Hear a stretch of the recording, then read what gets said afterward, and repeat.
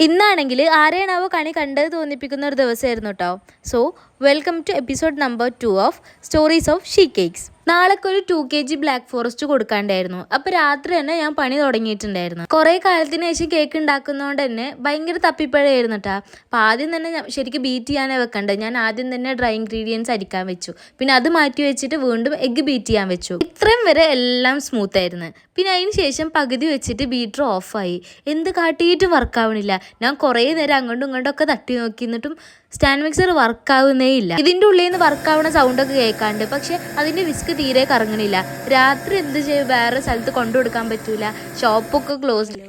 നമ്മുടെ stand mixer കേട് വന്നിക്കാണ്.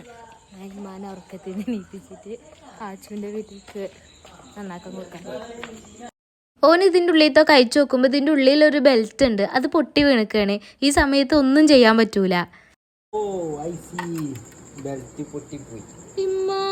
അപ്പൊ എന്ത് ചെയ്യാ?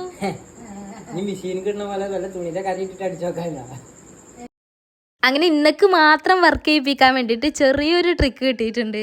ഇവിടെ ഷാളുമെന്ന് ഒരു കഷ്ണം കീറിയിട്ട് നമ്മളിപ്പോൾ മെഷീനിൽ ഇട്ട് കൊടുക്കൂലേ കയറ്, അതുപോലെ ഈ സ്റ്റാൻഡ് മിക്സറിൻ്റെ ആ ബെൽറ്റിൻ്റെ പകരം ഇട്ട് കൊടുത്തിട്ട് ഇന്ന് മാത്രം വർക്ക് ചെയ്യിപ്പിക്കാനുള്ള രീതിയിൽ ഓനാക്കി തന്നിട്ടുണ്ട്.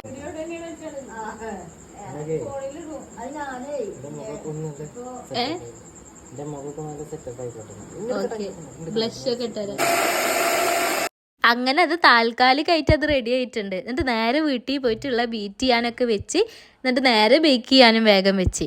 ഇനി നെക്സ്റ്റ് അബദ്ധം നെക്സ്റ്റ് പാർട്ടിൽ പറയാം. അപ്പോൾ ശരി.